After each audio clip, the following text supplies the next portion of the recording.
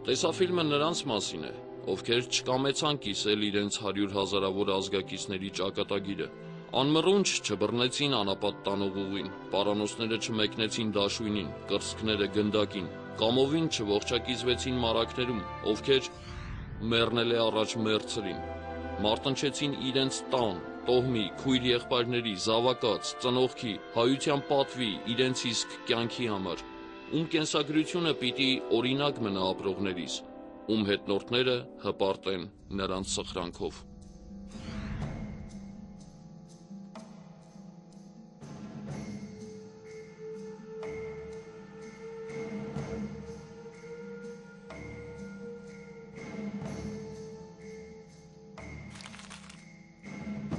Տասնութամյա Մանուշակը մինչև իսկ փրկարար Ժաննա դ'Արկ անունով նավը բարձրանալիս ֆրանսիացիներին ի պահ չտվեց իր ատրճանակը, թեև զինվորական կարգը դա էր պահանջում։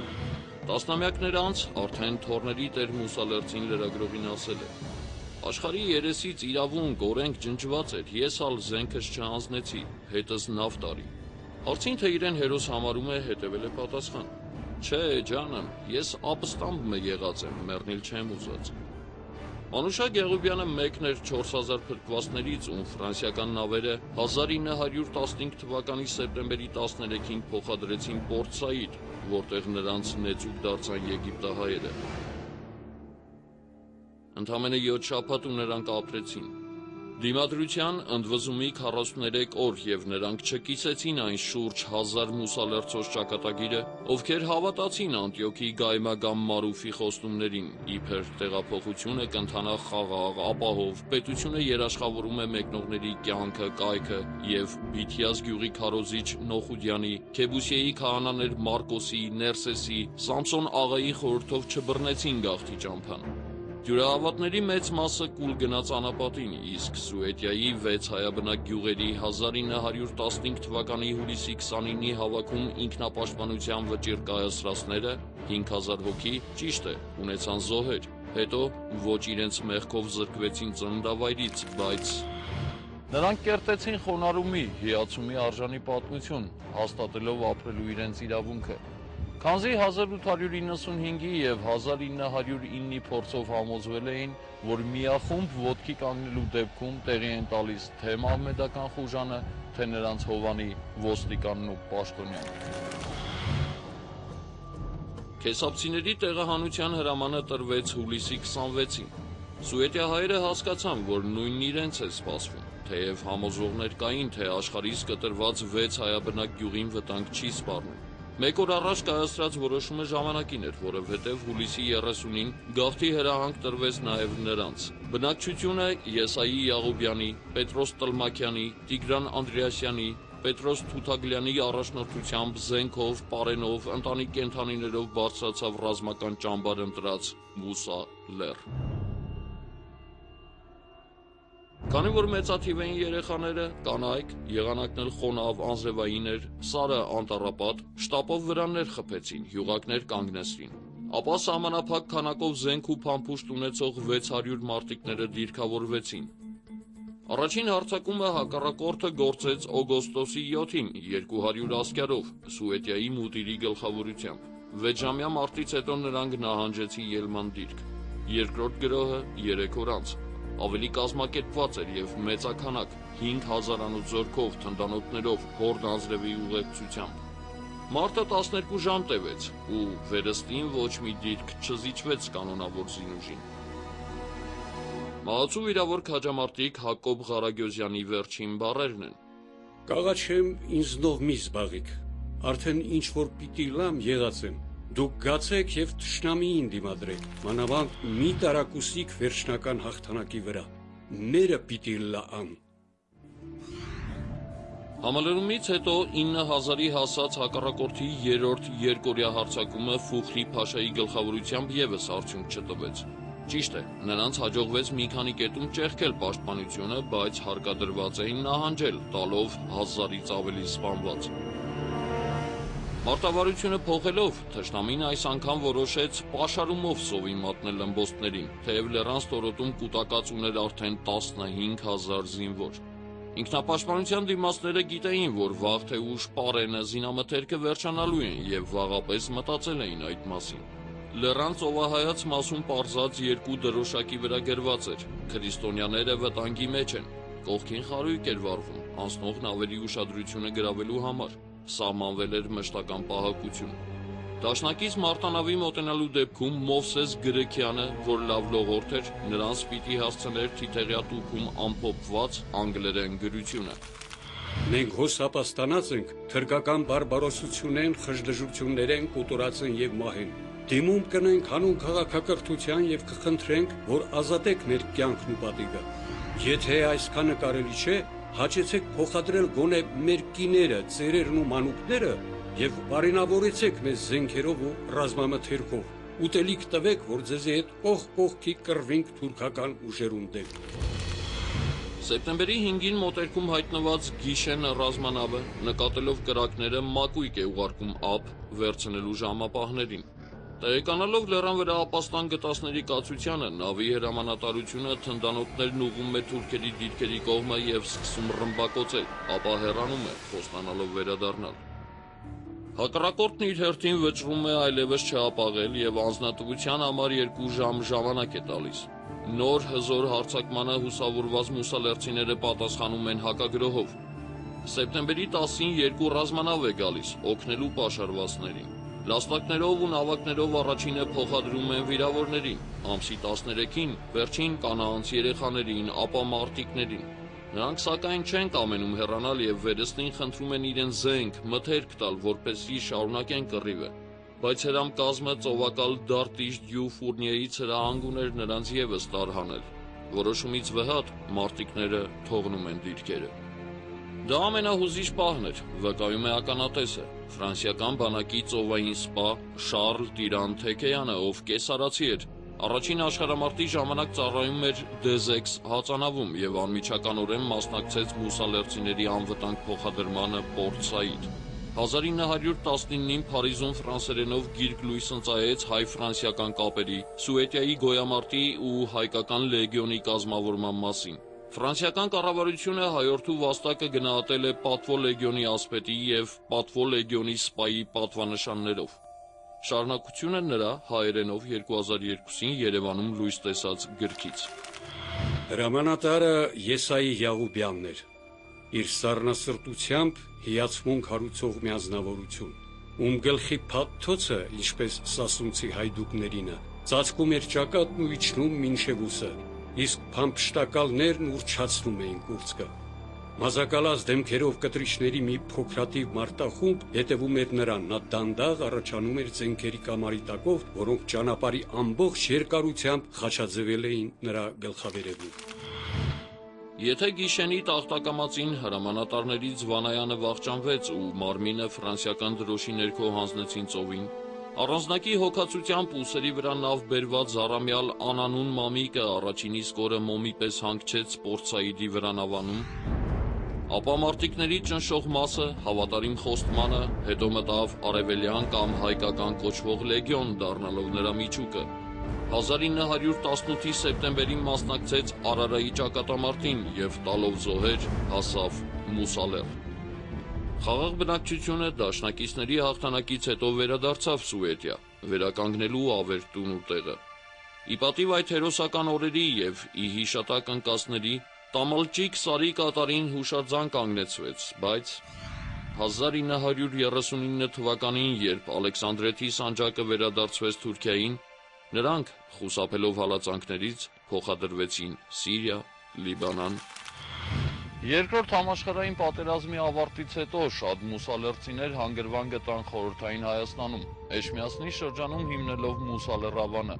ուր եւ նոր հուշակոթող կանգնեցրեցին։ Քանզի օտարին մնացած լեռան վրա կառուցածը Բարբարոսը իր բնույթին համաձայն հավասարեցրել էր հողին։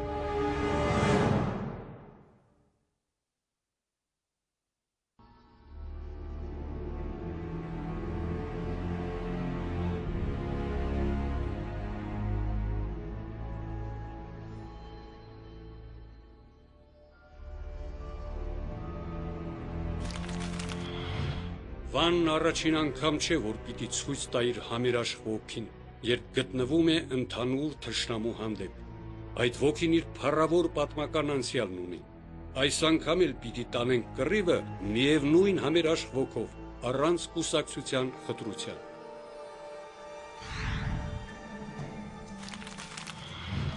1915 թվականի ապրիլի 5-ին Այգեստանում գումարված զինվորական մարմնի նիստի մասնակիցներին այս խոսքերով դիմեց Արամ Մանուկյանը։ Նա, ով դեռևս հունվարին կողմ էր զորակոչին հայերի մասնակցությանը, ժամանակ շահելու համար համաձայնել էր օրը 500 հայ զինվորացու տալուն, պատրաստ էր անձամբ ուղեկցել առաջին խմբին։ Շատախի ճանապարհին կուսակիցներից, իշխանի ու նրա 3 ուղեկիցների դավադիր սպանությունից և Օսմանյան խորհրդարանի երեսփոխան Վռամյանի, Օնիկ Դերձակյան ձերբակալությունից հետո բոլորովին այլ ընթացք բռնեց։ Ով գիտե, դեպքերն ինչ զարգացում ստանային, եթե նրան տեղյակ չպահեին կատարվածի մասին ու չհասցներ թաքնվել։ Հաշվեհարդար կտեսնեին անկասկած, և Այգեստանը կզրկվեր կազմակերպչից, գուցե թե հաղթական ավարտ չունենար հերոսամարտը։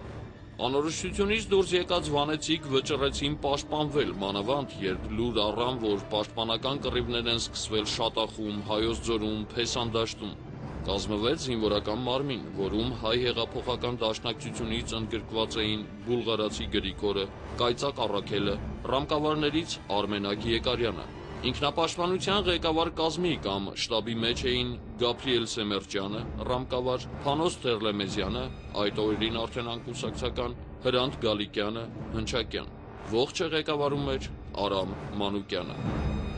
Զինվորական մարմնի կարգադրությամբ երիտասարդությունը դիրքեր գրավեց։ Սկզբնական օրերին հազիվ 600 կռվող կար։ Ապրիլի 7-ից 3-ը առաջին ընդհարումը եղավ։ Թշնամին գործի դրեց նաև թնդանոթները, որոնք անգամ գիշերը չդադարեցին կրակելուց։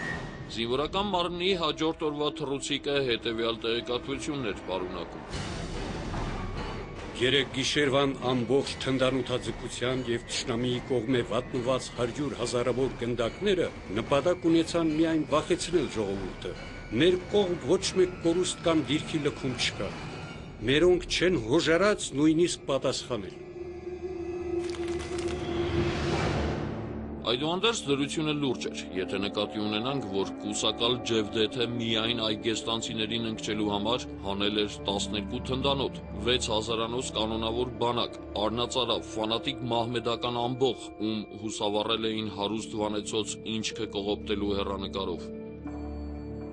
Ազգակիցների կյանքի պատասխանատվությունը ստանձնած հայ գործիչները որոշեցին նախարարցակ լինելով թույլ չտալ հակառակորդին նպաստավոր դիրքեր գրավել։ 8-ի գիշերը հրկիզվեց բրիտանական հյուպատոսարանը, որտեղ թուրք հրամանատարությունը նշանաձիգներ էր հասցրել տեղակայել։ Հաջորդ օրը ապստամբները պայթեցին Համուդ աղայի զորանոցը, որին բռնության դղյակ էին անվանում ու որի կործանումով անառիկ անխոցելի դարձավ Այգեստանը։ Ճիշտ է, Թիմարի և Հայոց ձորի պաշտպանների նահանջից, Վարագի և Շուշանցի ընկնելուց հետո պաշարումը դարձավ չորեքկողմյան և կտրվեց ԿՊ քաղաքամիջի հետ, բայց հայոց դիրքերը այնքան ամուր էին, որ կարող էին դիմանալ երկարատև պաշարման, եթե սովը չնեղեր։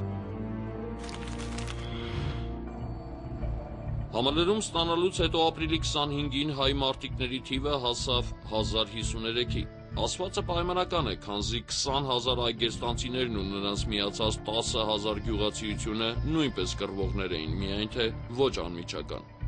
Ամրաշեն անվանյալ խմբում, օրինակ, ընդգրկված էր 600 արհեստավոր, ում խնդիրը տեղնուտեղը, փլուզված պատերը, խրամատները վերականգնելն էր, նորը փորելը։ Հայթայթիչ խումբը զբաղված էր պարենի բաշխումով, փռերը աշխատեցնելով։ Զինագործարանում անցուղ և ծխավոր վառոդ էին պատրաստում, դատարկ պարկուշները լցնում, անգամ թնդանոթ ձուլեցին բուլղարացի Գրիգորի անմիջական մասնակցությամբ։ Հրձիգների խնդիրը գիշերն այլ էր, թուրքած կարևոր հենակետերի ոչնչացում, ցերեկը ուրիշ, հրդեհների մարում։ Կար մինչև իսկ նվագախումբ, ֆանֆար, որը կռվի ոգին էր, կազմված վարժապետանոցի մի խումբ աշակերտներից, ամենասիրված երգը «Մեր հայրենիքը»։ Գործում էր ոստիկանական վարչություն 50 ոստիկանով և բանտով, քաղաքապետարան Պետրոս Մոզյանի գլխավորությամբ։ Այգեստանը բաժանվել էր 5 շրջանի, միասին 11 շրջանապետ, 73 դիրք, 71 խմբապետ, յուրաքանչյուր խումբ ուներ իր սուրհանդակը, մատակարարը, գործակատարը, հետախույզը, պահեստի անզեն երիտասարդները։ Այդ կազմակերպվածության շնորհիվ հաջողվեց դիմանալ մեկ ամիս, մինչև ռուսական զորքերի նոր առաջխաղացումը, որի կազմում էր նաև Արարատյան կամավորական գունդը, որ ապրիլի 15-ին կարմիր կամրջով դուրս գալով Երևանից անցավ Բաշկալա, ապա նահանգից թուրքերի համատարած նահանջից հետո նաև նրա կենտրոն Վան, 1915 թվականի մայիսի 5-ն էր։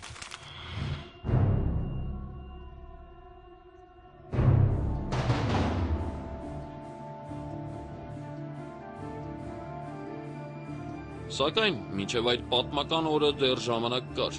կռիվները շարունակվում էին, Այգեստանի զինվորական մարմնից անջատ էր գործում քաղաքամեջի հայությունը։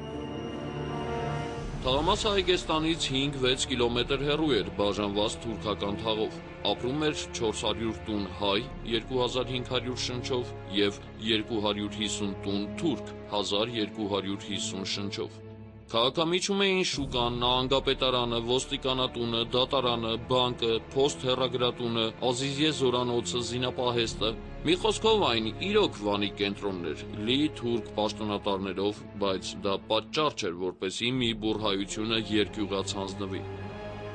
Այստեղ ևս նախքան կռվի սկսվելը ձևավորվեց զինվորական մարմին 7 անձից։ Լևոն Գալչյան, Միհրան Թորամանյան, Դավիթ Սարգսյան, Հայկակ Կոսոյան, նախագահ, Միհրդադ Միրզախանյան, Հարություն Ներկարարյան, Սարգիս Շահինյան, Ջևդեթը, ով հույս ուներ 2 ժամից գրավել քաղաքամեջը, առաջին իսկ օրը տվեց 60 զոհ։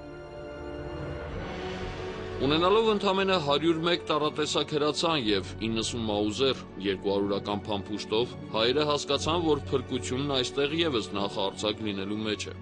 Գիշերը 16-ամյա Արամ Կապարուկյանը հրդեհում է դատարանի շենքը, նույն կերպ են վարվում ոստիկանատան, փոստ հեռագրատան, զինապահեստի, մի քանի այլ պետական հաստատությունների հետ։ Մի գիշերվա ընթացքում թշնամին կորցրեց իր կարևոր դիրքերը։ Վանի պաշտպանների վրա մեկ ամսվա ընթացքում 10,000 թնդանոթային արկ արձակած կուսակալ Ջևդեթը մռմռով խոստովանեց. կառավարության նամուսը քաղաքի մեջ բատմիշ եղավ։ Ոչ կռվի ընթացքում հայ մարտիկների տված զոհերի 90%-ը վերևում գտնվող Բերդից արձակած գնդակներից էր, ինչից պաշտպանվելու հնար չկար։ Ապրիլի 29-ից սկսած խլրտոց է ընկնում թուրքական շարքերում։ Հեռվից հեռու նկատելի էր նրանց նահանջը առաջացող ռուսական բանակի առաջապահ հայկական գնդերի առաջ։ Ոգևորված այգեստանցիները հարձակման անցնելով մայիսի 3-ի գիշերը փախչող թուրքերի ետքից հրդեհեցին Հանկույսների զորանոցը, Թոփրակ Կալեի պահականոցը, Հաջի Բեքիրի ամրոցը։ Մայիսի 4-ի առավոտյան լռություն էր պատուհաս դարձած միջնաբերդում։ Ինչ-որ բան գլխի ընկնելով, տներում դիրքավորված և ցերեկով ելնել չհամարձակվող հայերը բարձրանալով վերև, այն գտնում են լքված։ Տեսնելով Այգեստանի հրդեհի ցոլքերը, քաղաքամեջի հայությունը ոգեշնչված իրենց հերթին գրավում է նահանգապետարանը, բանտը, պետական շտեմարանը 20,000 փուտ ցորենով և 700 փուտ ալյուրով, ռեժիի աղի ամբարները, երկրագործական տեսչության մթերանոցը։ Մայիսի 4-ի առավոտյան հանդիպում են երկու կողմի մարտիկները, ողջագուրվելուց հետո արդեն միասին ելնում Բերդ, պարզելու հայոց դրոշակը։ Նրանց հետ էր նաև Փանոս Թերլեմեզյանը, ով երկարամյա հարկադիր բացակայությունից հետո այդ աշուն էր վերադարձել ծննդավայր և դեպքերի բերումով մնացել, վրձինը փոխարինելով հրացանով։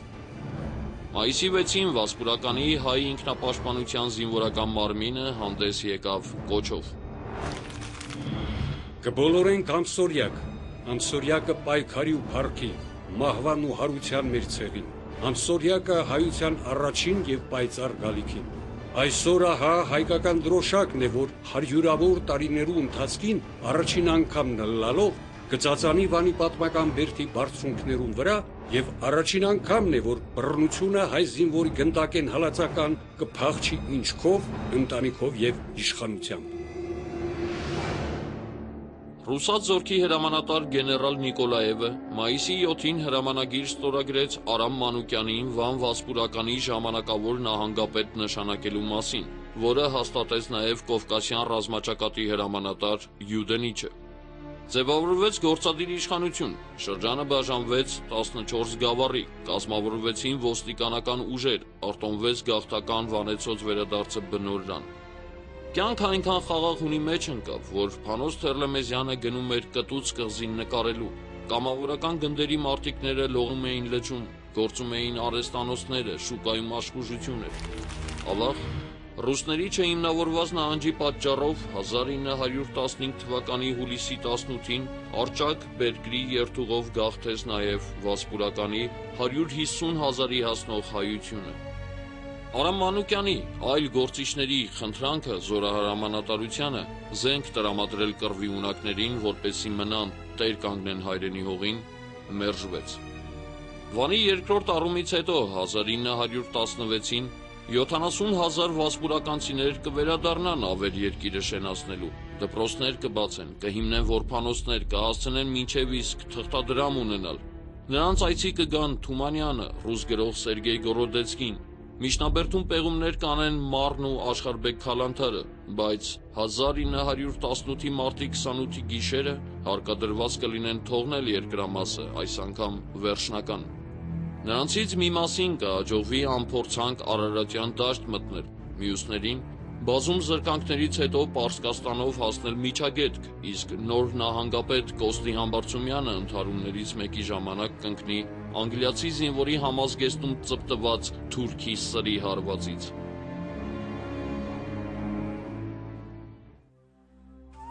«1883 թվականին Վարագավանքում վանեցի մանուկների համար տպված պարս մատչելի հայրենագիտություն դասագրքում կարդում ենք.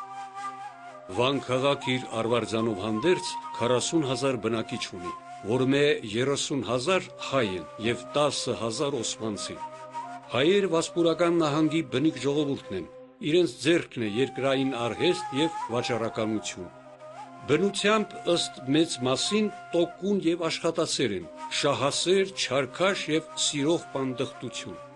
Բոլոր Վասպուրականի մեջ մոտ 200,000 հայ կա, ի բացառյալ Կոստանդնուպոլիս և այլուր պանդխտողներ, 80 վարժարան, 8,000 աշակերտ, 50 մեծ և փոքր վանքեր, 1500 միաբանություն։ 100-ամյականց անգամ Վան Վասպուրականի կանգուն ավերը ու կիսավերի եկեղեցիները, բերդերն ու այլև այլ շինությունները վերադարձի սաղմոս են քարոզում։ Նույնն է գիշեր ու զոր հանգերքում բնորանից վտարված ժողովրդի պատմական հիշողությունը։ Հուշարձանն այս կանգնեցված է ի հիշատակ Վանի հերոսամարտի բոլոր հերոսների։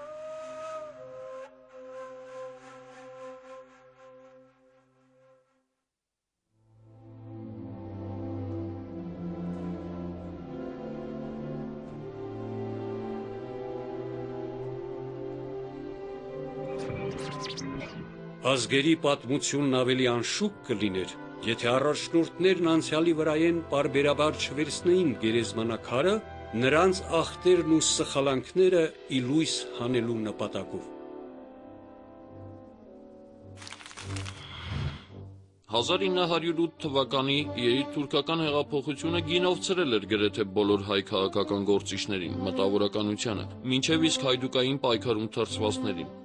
Նորաբաց ժամանակ հայաթերթի այդ օրերի համարներից մեկում կարդում ենք. Թափորները կանցնին անդադար, երգերը կշարունակվին, հայրենիքի ցնցերգեր, թուրքերեն, հայերեն, 4 կողմեն լսելի կլան պոռոքներով ձեռամբարձ դրոշակներ։ Փառք նախախնամողին, որ այսօրին հասցուց մեզ, փառք այս միության, որ ազատացին Թուրքիո միությունը կկազմի։ Օսմանյան խորհրդարանում պատգամավորներ ունեին ազգային փոքրամասնությունները, հայերը 10 հոգի։ Բանտերից ազատվել էին քաղբանտարկյալները, Արնախում սուլթանի իրավունքները սահմանափակված էին։ Գործելու իրավունք էր տրվել կուսակցություններին, հասարակական կազմակերպություններին։ Քաղվածք հնչակյան կուսակցության Պոլսո մասնաճյուղի տարածած թռուցիկից։ Մեր սրբազան հայրենիքի ազատության կաշկանդող շղթաները փշրված են այլևս։ ազատության, հավասարության, եղբայրության եւ արդարության բոցավառ արեգակը իր կենսատու ճառագայթները կշոշողացնե մեր խավար հայրենիքի վրա, որուն կենտրոնը պիտի լա Օսմանյան խորհրդարանը, որուն դռներն այսօր հաղթանակած կբացվին ընտրյալներու առաջ, շնորհիվ հեղափոխական տարրերու երկարամբյա միահամուռ գործունեության։ Նույնպիսի ոգևորություն էր նաև գավառներում, համոզմունք կար, թե Թուրքիան բռնել է եվրոպականացման ուղին։ Հատուկենտ էին մարդիկ, ովքեր կասկածում էին դրանում։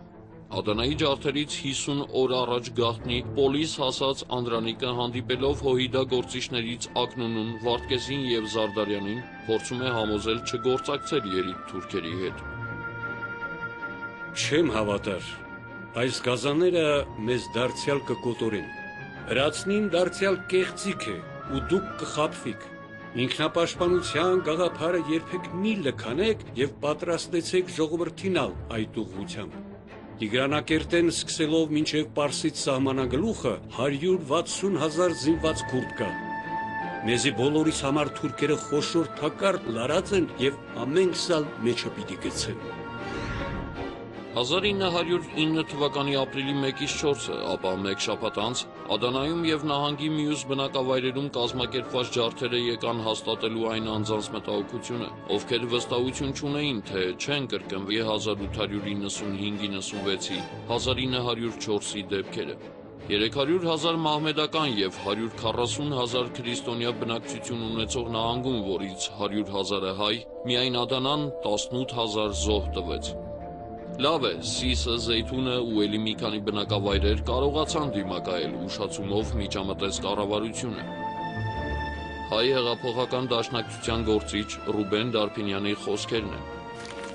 Անգամ Ադանայի կոտորածը, որ առաջին մահասարսուր կասկածը գցեց հայության սրտի մեջ, երիտասարդ թուրքերի քաղաքական էության վերաբերմամբ անկարող եղավ զգաստացնելու հայ ղեկավարող տարրերը եւ ետ պահելու նրանց երիտ թուրքերին գործակցելուց։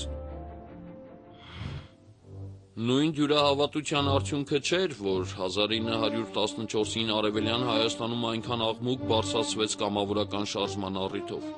Աշխարհավեր պատերազմ էր սկսվել, ամենից վտանգվածը հայության վիճակն էր։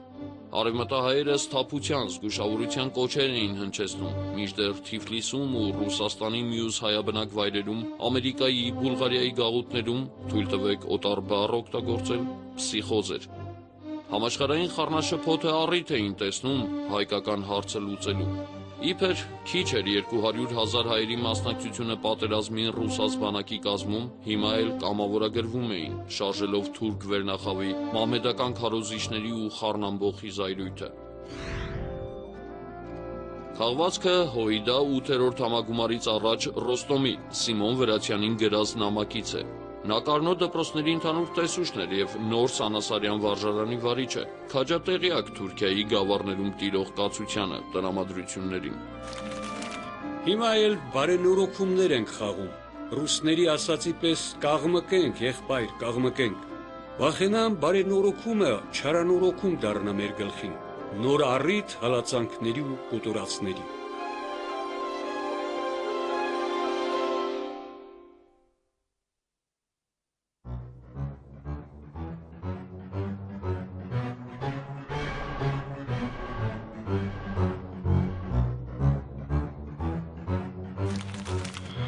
Ա 1920-ի հոկտեմբերի 15-ին Կիլիկիո Հաճեն քաղաքի մի բուրդ պաշտպաններ, մերժելով քեմալականների զորահրամանատար Ալի Սալիբ Բեյի նոր վերջնագիրը, սպասում էին բնակատեղին օղակած զինուժի հերթական հարձակմանը։ Ճիշտ է, այլևս առաջին ամիսների խրոխտ երգը չէր նրանց շուրթերին։ Հառաչ, հառաչ, հաճնցիներ, հառաչ, կռվինք, իզեն։ Լռում էր թուրքերից գրաված թնդանոթը, որովհետև ռումբեր չունեին։ Վերջացել էր պարենը եւ սնվում էին տրեխացու կաշիով, ծառի կեղևով ու տերևով։ Օգնության ոչ մի հույս չկար, որովհետև հեռացել էին ֆրանսիացիները, ընկել Մարաշը, Այնթափը, Սիսը։ Վաղուց լուրջ չկար դեռևս մարտնչող Ուրֆայից ու Զեյթունից, սակայն 1000-ից փոքր-ինչ ավելի մարտիկները հանձնվելու մասին չէին մտածում։ Նրանք չէին կարող 6000-ի հասնող համաքաղաքացիների կյանքը վստահել նենգ ոսոխին, որովհետև աչքի առաջ ունեին 1915-ի կոտորածն ու դերձորի անապատ քշվածներին, որոնցից 4-ից մեկը վերադարձավ։ Վերադարձավ հավատալով Մուդրոսի զինադադարով Կիլիկիայում տեղակայված դաշնակիցների զինուժին ու նրանց դիվանագետների խոստումներին։ Մանավանդ Մարաշը նստավայր դարձրած ֆրանսիացի կառավարիչ Բրեմոնին, ով հայտարարել էր, թե հեռու չէ այն օրը, երբ կիլիկիահայերին կտրվի անկախություն Ֆրանսիայի հովանու ներքո։ Բայց երբ հաճնցիները քանիցս խնդրեցին օգնության հասնել, բավարարվեց ընդամենը 300 հրացան ուղարկելով։ Հաճնի հերոսամարտի կազմակերպիչները գոհ էին անգամ դրանից, քանի որ իրենց ունեցած ընդամենը 120 հրազենով դժվար թե կարողանային այդքան երկար դիմանալ։ Կիլիկիայի կառավարիչ Բրեմոնի Միհրան Տամատյանին ուղարկած հաղորդագրությունից։ Ֆրանսիական իշխանություններն ի վիճակի չեն ներկայիս որևէ զինվորական ուժ ղրկելու հաճն եւ ոչ էլ ապագային այդ տեսակ հանձնառություն ունին։ Հետևաբար պետք է կարգադրել, որ կարելի եղածին չափով հեռացվեն հաճնեն կիները եւ մանուկները, պակասեցնելու համար ավելորդ բերանները։ Կխորհիմ, թե 1000-ի չափ քաջակորով անձինք հոմ պիտի կրնան դիմանալ բազմաթիվ ամիսներ։ Իսկ ամեն ինչ սկսվեց, երբ մասնագիտությամբ փաստաբան Կարապետ Չալյանի նախաձեռնությամբ կազմվեց ինքնապաշտպանության բարձրագույն խորհուրդ, Հաճնի հոգևոր առաջնորդ Պետրոս Սարաչյանի նախագահությամբ։ Հրամանատար հաստատվեց Անդրանիկի նախկին զինվորներից Սարգիս Ճեպեչյանը, տեղակալ Արամ Թերզյանը, Կայծակ Արամ։ Նա պիտի 200 քաջերի գլուխ անցած գրավեր թուրքական թնդանոթը, հասցներ քաղաք ու դրանով ռմբակոծեր հակառակորդի դիրքերը, գրավեր մինչև իսկ մոտակա Ռումլու գյուղը։ Ող հրամանատար Քաջն Արամ Կայծակ, 30 անգամ միշտ նախահարցակ, թշնամի խուժան ոչխարի նման իր ահեղ սուրով արավ ցիրուցան, շանթեր տարցակե ով Արամ Կայծակ, հերոս Հաճնի արժանի զավակ։ Ժորժ Կարվարենցի Հաճնի հերոսամարտի քայլերքի այս քառատողը նրա մասին է։ Քաջազուն, ով հետո հազարապետի պաշտոնում հունած բանակի կազմում ևս կռվեց թուրքական կանոնավոր բանակի դեմ։ Դա հետո, իսկ մինչ այդ որքան իրադարձություններ դեռ պիտի լինեին։ Զորակոչվեցին 15-ից 50 տարեկանները, ընդամենը 1200 մարդ, որոնցից կազմեցին 4 վաշտ։ Ունեին մինչև իսկ էսկադրոն 60 հեծյալով։ Քաղաքը բաժանվեց 4 պաշտպանական գոտու, փորվեցին խրամատներ, սահմանվեց պարետային ժամ։ Երբ ամեն ինչ պատրաստ էր, ժողովրդին խրախուսելու նպատակով մարտի 5-ին կազմակերպվեց զորահանդես։ Հակառակորդը իր հերթին էր պատրաստվում, գրավելով շրջակա գյուղերը եւ շարքերը ներառելով թուրք, քուրդ հրոսակների, նրանք օղակի մեջ առան քաղաքը։ Գոզան Օղլի Դողանբեը վերջնագրով պահանջեց 1000 հրացան, փամփուշտներով, ֆրանսիական բանակում կռված նախկին հայ լեգիոնականներին, խոստանալով խնայել հաճնցիների կյանքը, եթե հանձնվել։ Հաճնցիներ, թուրք կառավարությունը ջիհադ հռչակած է։ Ձեր ներքին պատրաստությունները որքանալ անպարտելի նկատվին, անկարող են մեր բանակին դեմ 2 ժամ դիմադրելու։ Արդ անմիջապես պետք է հանձնիկ ֆրանսիացիներու կողմեն բաժանված զենքերն ու ռազմամթերքները։ Բացեք մեր ճամփան, որ շարունակենք շերիաթի հրամանը, որ է զոհել ամեն բան փրկելու համար Անատոլիայի նվիրական հողամասը, Կիլիկիան։ Եթե մեր պայմանները չընդունի ձեր չոլու չոճուխներուն մեղքը, ձեր վիզը ունա։ Մերժում ստանալով թշնամին հրանոթային կրակի տակ առավ եռանկյունաձև բլրակի վրա գտնվող քաղաքը, 6 եկեղեցիները, Սուրբ Հակոբի վանքը։ Օրերը հաջորդեցին իրար, մի գրոհին հետևեց մյուսը, բայց աննկուն մարտիկներին ընկճել չհաջողվեց։ Խրամատ չէր մնացել, քարաշեն տներն իսկ փլատակվել էին, փամփուշտի խիստ պակաս կար, բայց մնում էր ոգին, պատվով հաղթվելու ու մեռնելու վճիռը, որ կայացրել էին դեռ ձմեռը։ Դողանբեը հեռացվում է պաշտոնից, քանզի խիստ դժգոհ էր Մուստաֆա Քեմալը։ 5000 սնդուկ փամփուշտը ինչպես սպառվեց, որ ռազմամթերք եք պահանջում, ցասկոտ հեռագրում է թուրք հրամանատարությանը։ Նրա նոր հրամանը կտրուկ էր, ինչ գնով էլ լինի գրավել քաղաքը։ Անպատվություն էր, կանոնավոր զորքով 8 ամիս չկարողանալ կոտրել մի բուռ սովահար հայերի դիմադրությունը։ Համալրում ստացած թուրքական զինուժը Ալի Սալիբ Բեյի գլխավորությամբ հոկտեմբերի կեսին հարձակում ձեռնարկեց և 1 օր անց մտավ քաղաք։ Այնուամենայնիվ 365 քաջերի հաջողվեց պատռել շղթան ու կռվով հեռանալ։ Քաղվածքը Ադանայում հրատարակվող Կիլիկիա թերթի հոկտեմբերի 24-ի համարից է։ 3 հոկտեմբերի 23-ին բոթաբեր սուրհանդակները 8 ամիսներ ի վեր պատնեշի վրա կեցող հերոսական հաճնի հերոսական անկումը գուժեցին։ Թշնամի բազմաթիվ ուժեր մեծ թնդանոթներով կհարձակին դյուցազուններու բույնին վրա և ռումբերու տարափին տակ պատնեշները խորտակել է հետո ներս կխուժին։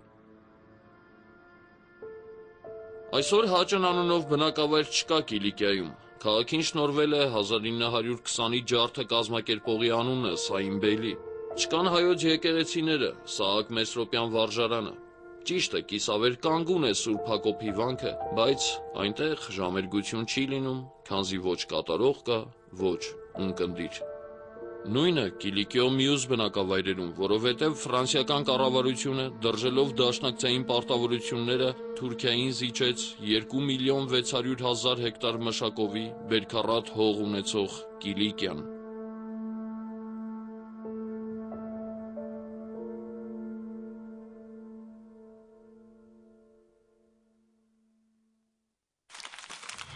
«1958 թվականի նոյեմբերի 4-ի խորհրդային Հայաստանի Գերագույն Սովետի հրամանագրով Աբովյանի շրջանում հիմնադրվեց նոր Հաճնը, ուր բնակություն հաստատեցին տարագիրներն ու նրանց սերունդները, որոնց շուրթերին ոչ միայն հանրահայտ Կիլիկիա երգն է, այլև զուտ իրենցը, պատմող այն անմոռաց օրերի մասին։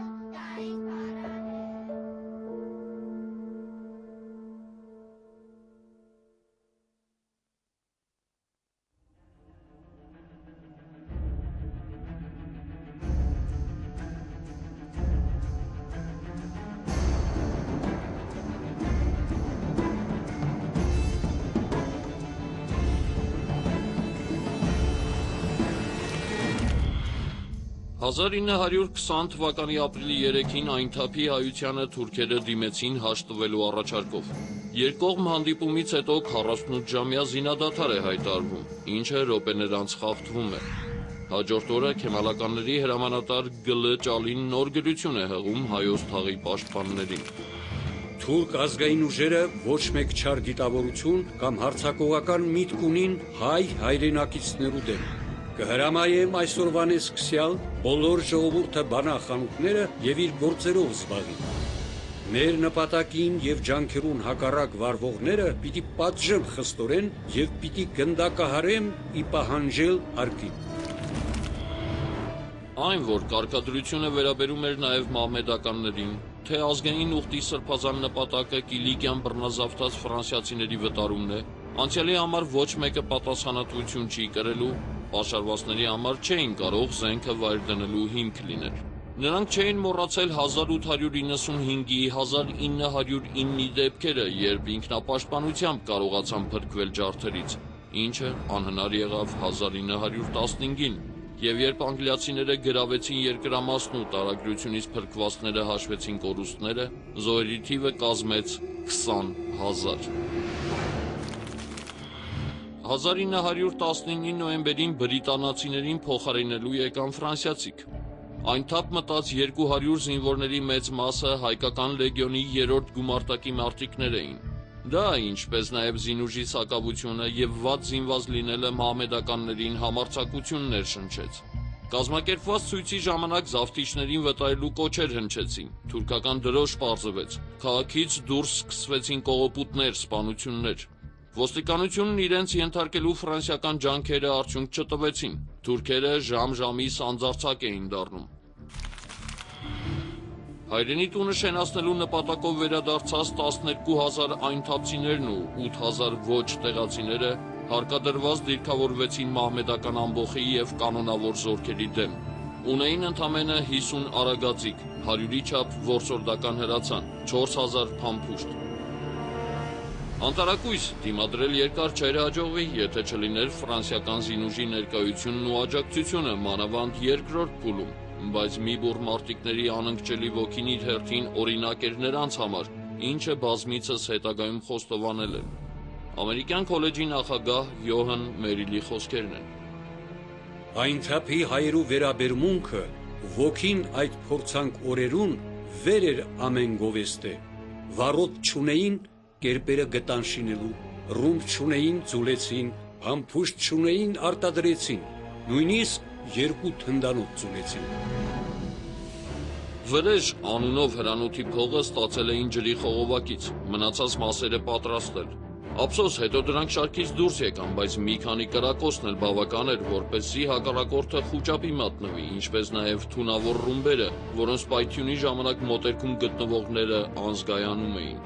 Իսկ երբ անակնկալ մի հարձակումով գրավեցին հայոց դիրքերի վրա իշխող Շեյխ Շամիսի մզկիթն ու գիշերը տակի քարերը տեղաշարժերով փլուզեցին մինարեն, հեգնալիս կիսառասպելի պես մահմեդականների շրջանում խոսվում էր, թե Ալի Գլեջ բեյը մինարեն ուզն առնելով փախցուցած է անհավատի ձեռքը չգցելու համար։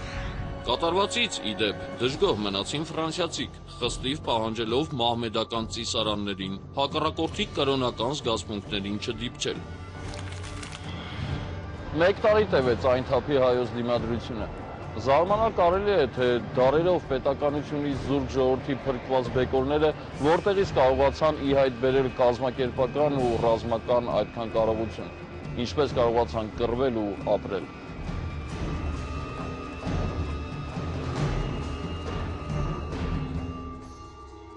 Այնթափի հայոց մասում ինքնավար կառավարում էր։ Ազգային միության կողքին գործում էին զինվորական կենտրոնական մարմինը, 28-երի ժողովը, ունեին դատարան, ոստիկանություն, պարենավորման, բանվորական, աղքատախնամ, լքյալ գույքերու հանձնախմբեր, զինարան, հրշեջներ։ Զինվորական մարմնի շարժիչ ուժը Ավետիս Գալեմքերյանն էր, ով նաև ղեկավարում էր զինագործարանը։ Ատուր Լևոնյանը, ով տիրապետում էր անգլերենի և ֆրանսերենի, ծառայել էր թուրքական բանակում, անգլիական հետախուզությունում և համարձակ կռվող հմայիչ անձնավորություն էր, ինչպես նաև Խորեն Վարժապետյանը, ում հիվանդության սրումից հետո փոխարինեց Մկրտիչ Արարատյանը։ Քաղաքի հայապատկան հատվածը բաժանվել էր 9 շրջանի, 10-րդը հետո ավելացավ։ Յուրաքանչյուրն ուներ իր խմբապետը՝ Ներսես Բաղդոյան, Հարություն Թափագյան, Կարապետ Յաղուբյան, Յաղուբ Դանիելյան, Հովհաննես Մերճենյան, Գևորգ Սվաճյան, Գևորգ Աղայան։ Բոլորին չթվարկենք, թեև բոլորն են արժանի հիշատակվելու և մեծ արանքի։ Չմոռանանք նաև Տեր Ներսես Քահանային, ով աչքի ընկավ կազմակերպական եռանդով և պարենավորման հանձնախմբում էր։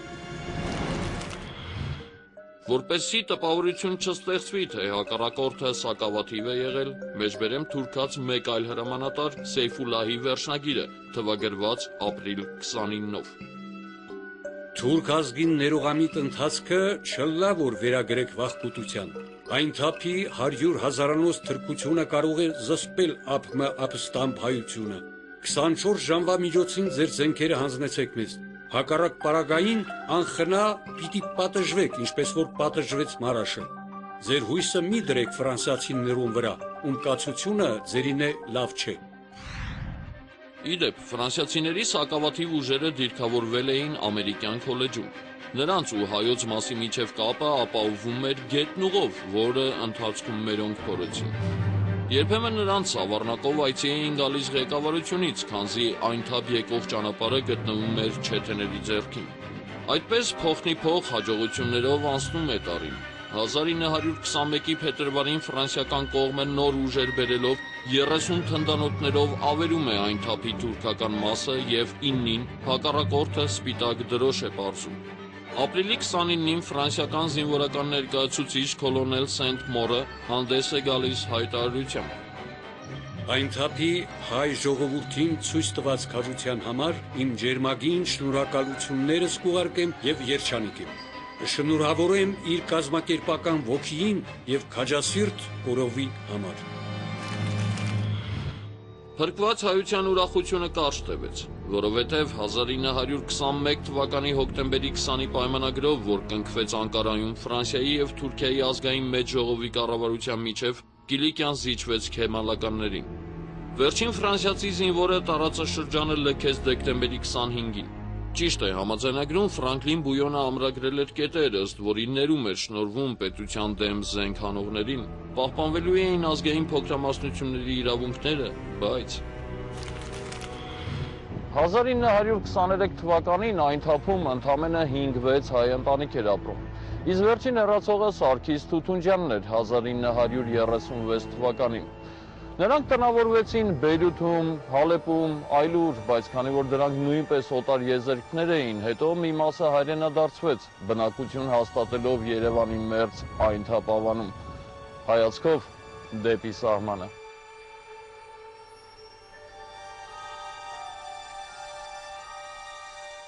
Ունայնության մնաց հորթ է որևէ երամակ, նախիր կամ ժողովուրդ, եթե իր գոյության պատճառներից դեպի ճակատագրի հարցերը չի անցնում նպատակի կամուրջով, եթե արշալույսին չի զգում, որ կյանքն ավելի խոր իմաստ ունի, քան ապրելու հաճույքն ու մահվան ցավը, եւ վերջալույսին չի գիտակցում, որ վաղվա մեջ նույնքան իմաստ կա, որքան երեկվա։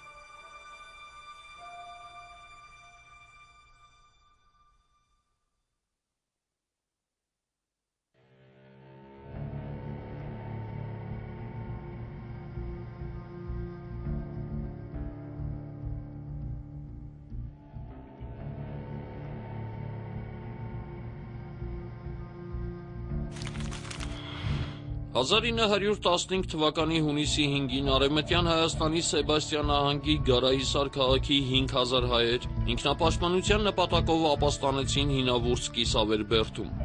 3 օր անց նրանց մոտ ճերմակ դրոշ պարզած բանագնաց եկավ։ Հայկինը, ով մեծահարուստ մի թուրքի աղախինն էր, բերել էր կուսակալ Մուամմերի առաջարկը հանձնվել։ Նրա պայմանն էր ապստամբներին ներում կշնորվի, հնարավորություն կտրվի բնակություն հաստատել Կերասոնում, այլապես թնդանոթի կրակի տակ է առնելու Բերդն ու այնտեղ գտնվողներին։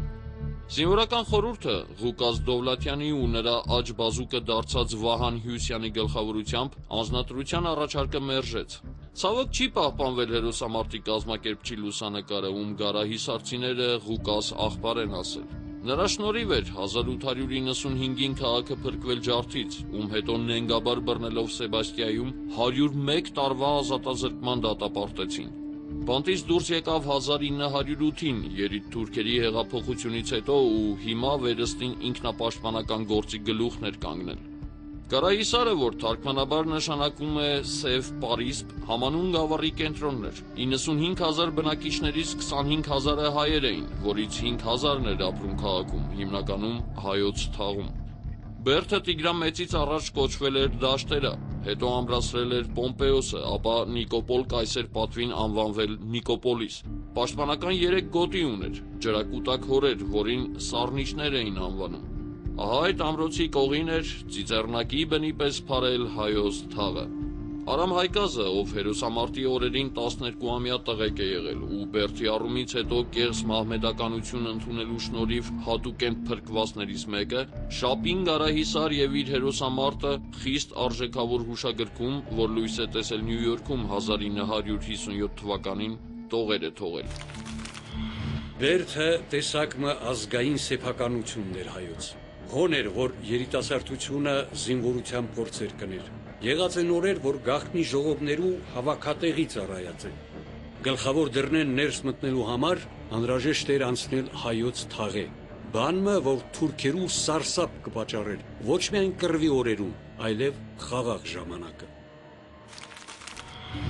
Իշխանության ձեռագիրը այստեղ եւս նույնն էր։ Դասալիկների որոնման ու նրանց թաքցնելու պատրվակով ձերբակալություններ, բանտից ամեն տեսակ տականքի ազատ արձակում եւ զինում, իբր ճակատ գնացող կամավորագրված զինվորացուներ, շրջակա անպաշտպան գյուղերի տղամարդկանց կոտորած, մնացյալի աքսոր, երթևեկի արգելք։ Բախումիմը արյունոտ հավանականությունը կծփար օդի մեջ, գրում է ականատեսը։ Հունիսի 3-ին հնչում են առաջին կրակոցները եւ ինքնապաշտպանության պատրաստ հայությունն անմիջապես սկսում է դիրքավորվել, փակում են փողոցները, հանում զենքերը։ Կարգադրություն է լինում մթերք, փայտ, անասուն, ամանեղեն, անկողին, ինչ օգտակար կարող է լինել փոխադրել Բերդ։ 2 տասնյակի չափ մարտիկներ ապահովության համար սկզբից է վետ այնտեղ էին, որպեսզի թշնամին բան է անակնկալի չբերի, այլ կողմից գրավելով ամրոցը։ Գարայիսարում տները փայտաշեն էին եւ հունիսի 5-ին հրդեհ է բռնկվում, որը քամու պատճառով շատ արագ տարածվում է, ընդգրկելով նաեւ թուրքաց տները։ Կեսգիշերին կրակը հասավ Բերդի թաղի վերջին տներին։ Վարը Բերդի փեշերուն տակ, քաղաքի փողոցներուն մեջ մինչև հեռավոր արվարձանները կրակի ծովը կոռնար, կգալարվեր, կփրփրեր ու ծուխ, բոց եւ մոխիր կժայթքեր։ Քաղաքը աշխատունակ ժողովրդի մը դարերու անխոճ ջիգերով կառուցած շեն ու կենսունակ քաղաքն ամբողջությամբ կայրեր։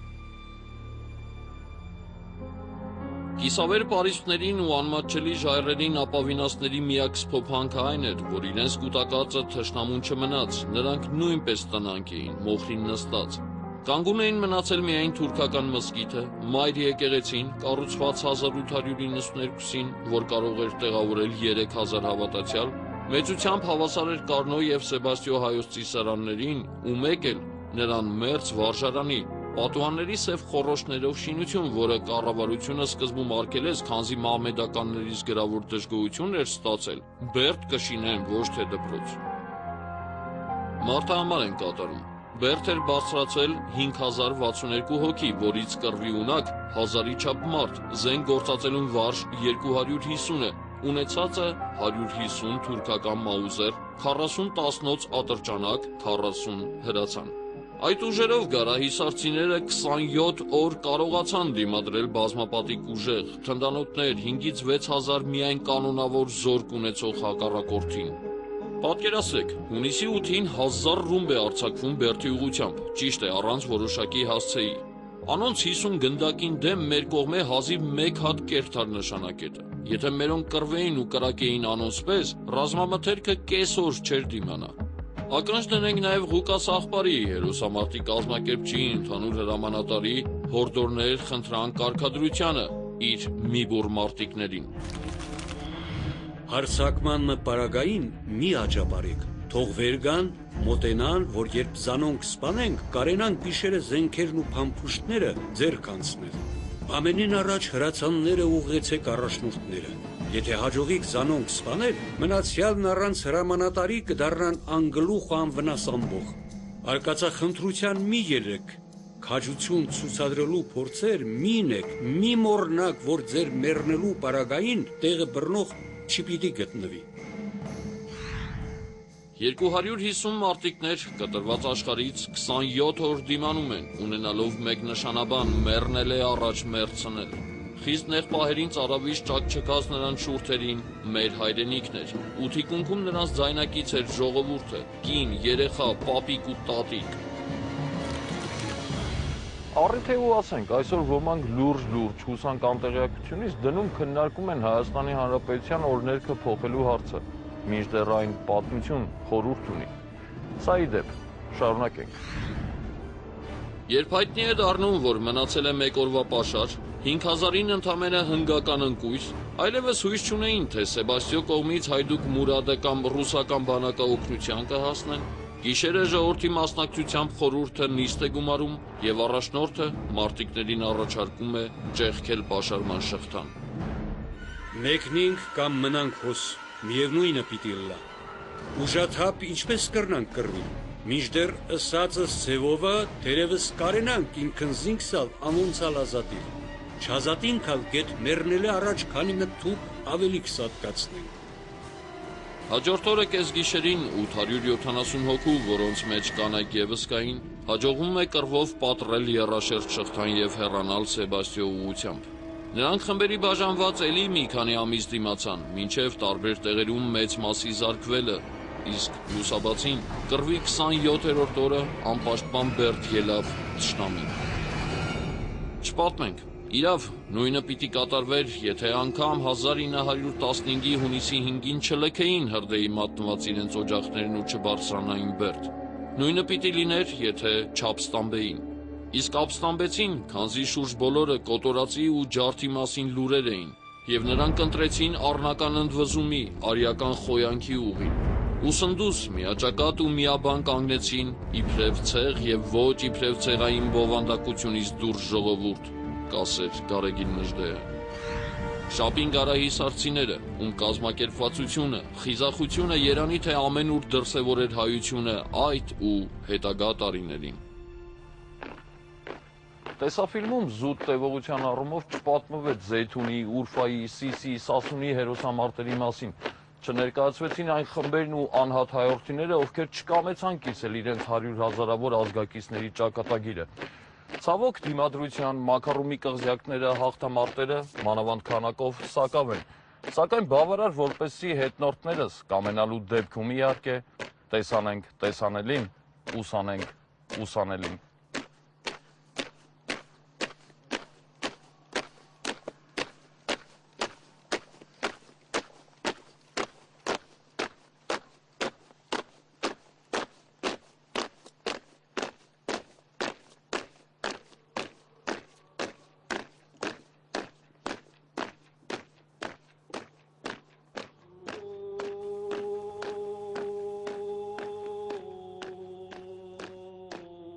Հայությունը չգիտե իր պատմությունը, ահա իր դժբախտության ակն ու աղբյուրը։ Նա ծանոթ չէ իր արիական անցյալին, իր հավաքական դյուսազնականին եւ հավատում է ամեն ինչի, միայն ոչ իր սեփական բազկի ուժին։ Դրա համար էլ իր ամբողջության մեջ նա պարտվողական է։ Քանի դեռ մեր ժողովրդին տրված չէ իր պատմության իմաստասիրությունը, նա պիտի չկարողանա օգտվել նրանից։